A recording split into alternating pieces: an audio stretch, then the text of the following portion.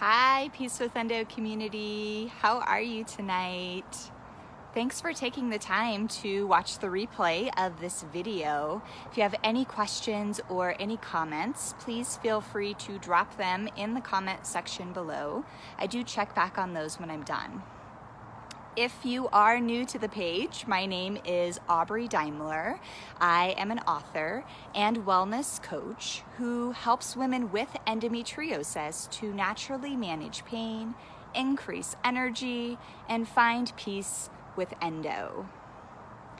So I've had a couple of endo sisters reach out to me recently asking for advice on how to naturally manage ovarian cysts. So I know that this is a common issue for those of us that have endometriosis, or perhaps you have polycystic ovary syndrome or PCOS. And I know that this can be painful and a bit of a nuisance, right? So I wanted to share with you some tips to help with this naturally tonight. I know that ovarian cysts are common, so that's the first thing to know.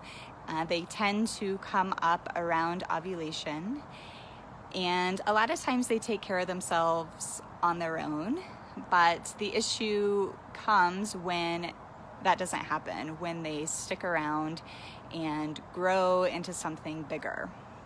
So if you go to a conventional type doctor, the advice a lot of time that's given is to have surgery if these cysts don't go away. I've had several of my clients go down that path, and finding that surgery isn't always the answer. You can go in and cut it out. However, if you're not getting to the root cause of why those cysts are sticking around, then they just keep coming back. So I had a endo sister reach out to me with that same issue, having a cyst that keeps coming back and not wanting to go back and have another surgery. So we're gonna chat a little bit tonight about getting more to that root cause and really supporting your body so that the cysts don't stick around. If you are watching me live, go ahead and say hi. I love to know who's here. If you're watching the replay, say hi too. Let me know where you're watching from, how it is in your part of the world tonight. So I've been heavily influenced on the holistic journey through the teachings in Ayurveda. If you're not familiar with Ayurveda, this is an ancient medicine type practice. It's an Eastern type philosophy. And I love that it really considers the whole systems of our body, the body, mind, and spirit. So in the Ayurveda thought process, ovarian cysts are a result of a clogged lymphatic system. So your lymphatic system is a major circulatory type system. It flows throughout your body, and it's responsible for releasing waste and toxins from in between your cells. And you have these different drainage points throughout your body that your lymphatic system drains into, one of them being in your armpit area. But you also have another major drainage point at the root of your reproductive organs. So I know for me, I struggle with having kind of swollen lymph nodes down in that pelvic area, down kind of in my thigh area. And that's because that's the drainage point from your reproductive organs. So in this Ayurveda type thought, cysts that are happening on your ovaries are a result of things getting clogged up in your lymphatic system in that area. So it can be helpful to support your lymphatic system to get things flowing so they're not getting like all backed up in that area. So you want to make sure, number one, that you're staying hydrated. So drinking plenty of water. Water is what's going to flush out your lymphatic system. And if you are drinking other type drinks like coffee or tea or soda, anything that's actually going to dehydrate you, you want to make sure you're countering that with water, or if you can, avoid those dehydrating type drinks. So that's the really big first thing, is to make sure that you're drinking lots of water to get things flushed out. Another thing that can help you clear out your lymphatic system in that pelvic space is through castor oil packs. So I would love to know if you have tried castor oil packs. Drop me some comments, let me know what your experience was. So with this, the castor oil, Samantha says, I've actually gotten lumps under my armpits before. Yes, so that is probably a result of things getting clogged up in that space. And for those of us that have issues like with your breasts, breast cancer, a lot of that comes because things are clogged up in that main drainage point in your armpit area.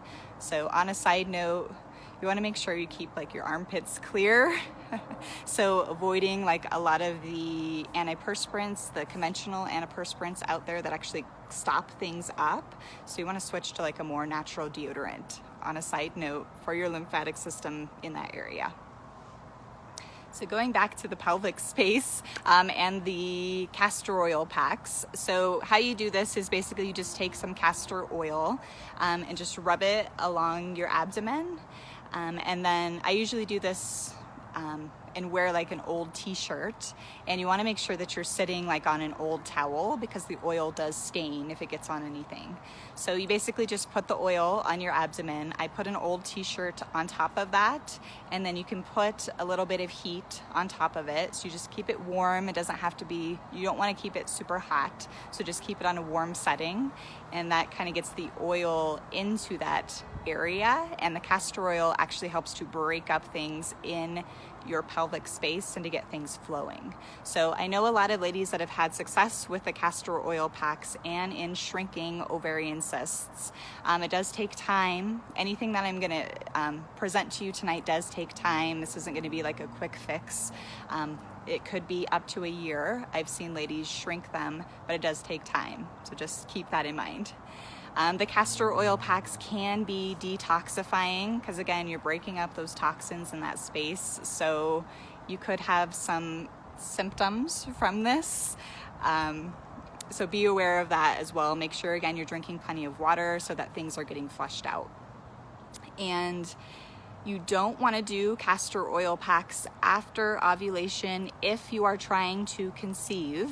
And it's also not a good idea to do them while you're on your period, since that's already like a detoxing type time. So you don't want to add even more to the mix.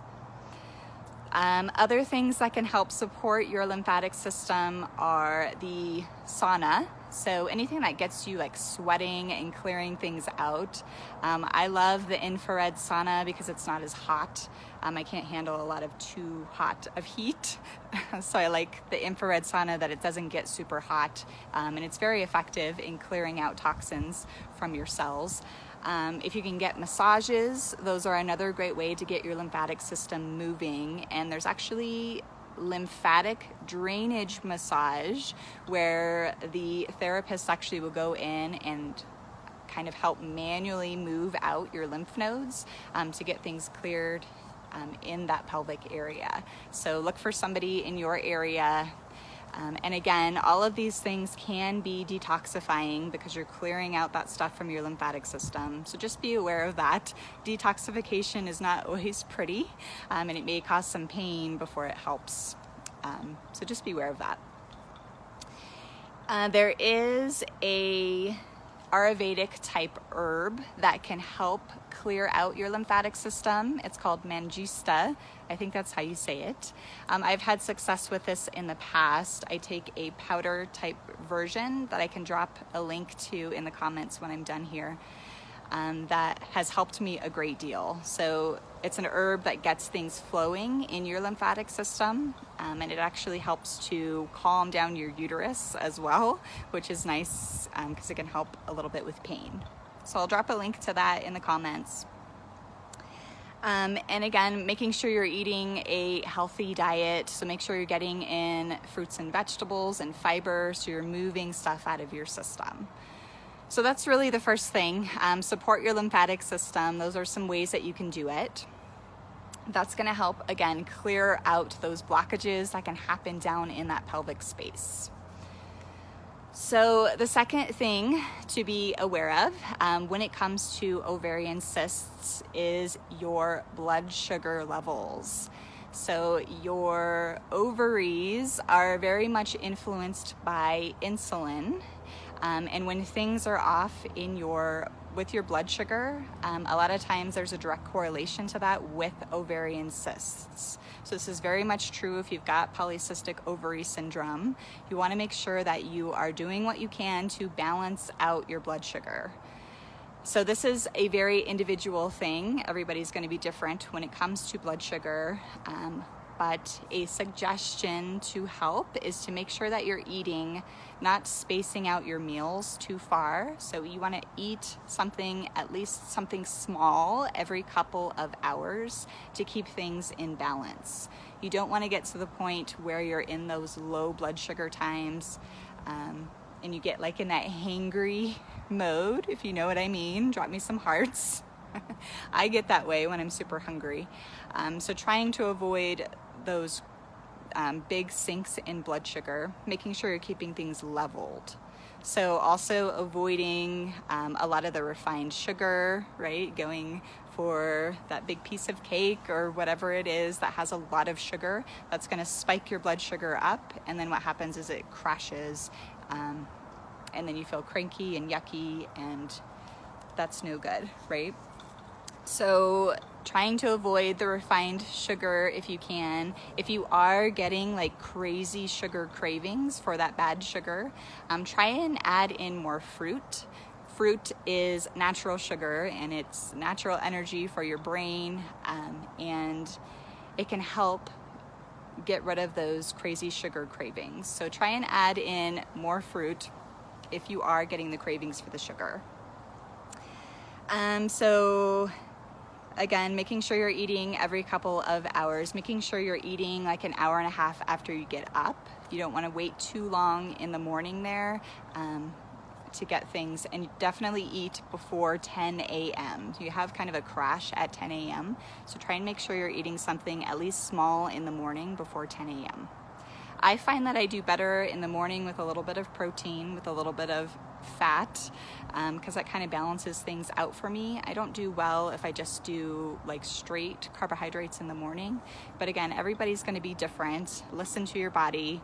And that's definitely something to look into if you are consistently getting the cysts, if you've got polycystic ovary syndrome, is to look into your individual blood sugar and getting that balanced out. So that's really the second thing.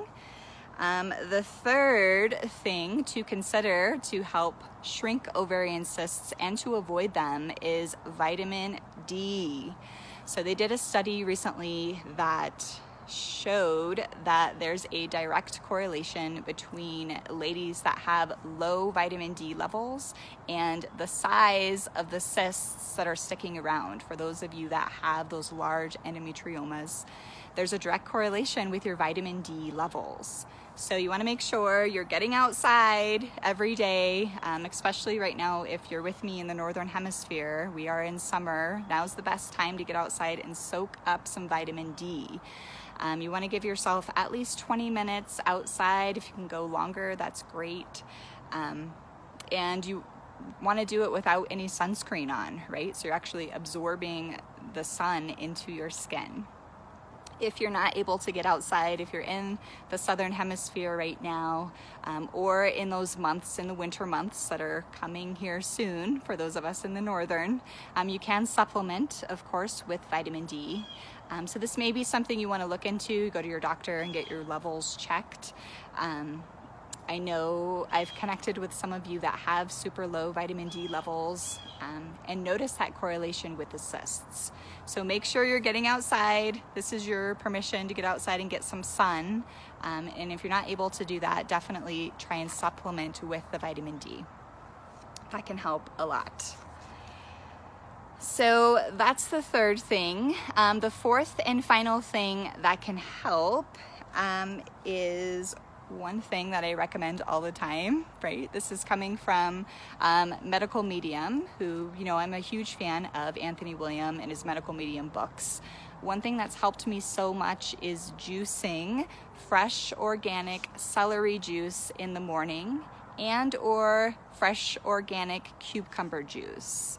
So if you can add in celery, if you can add in cucumber, if you have a juicer, you could juice just the whole stalk of celery or juice. I usually do 2 cucumbers and just use straight up cucumber juice. So celery juice and cucumber juice are great for killing off different viral factors that may be going on in your body that can feed and add to the ovarian cyst issue that may be going on. The celery juice has been amazing for me. I've been doing this for about 1.5 years now in the mornings on an empty stomach. Celery is great. It's got almost a perfect blend of electrolytes, so it's so nourishing for your body in the morning, for your adrenals, and it's super detoxifying. So it's clearing out that stuff that's clogging up your lymphatic system, it's clogging up your liver, and again, it helps to kill off any of these viral factors that may be influencing how those cysts on your ovaries. Amanda says, if I have a ninja, how would I do the juice? You know, you can just add a couple stalks of celery in there if you're doing a smoothie. I wouldn't put all celery in there because it's going to be thick and kind of yucky, right? I've heard ladies doing it in the blender and juicing it, like with one of those bags.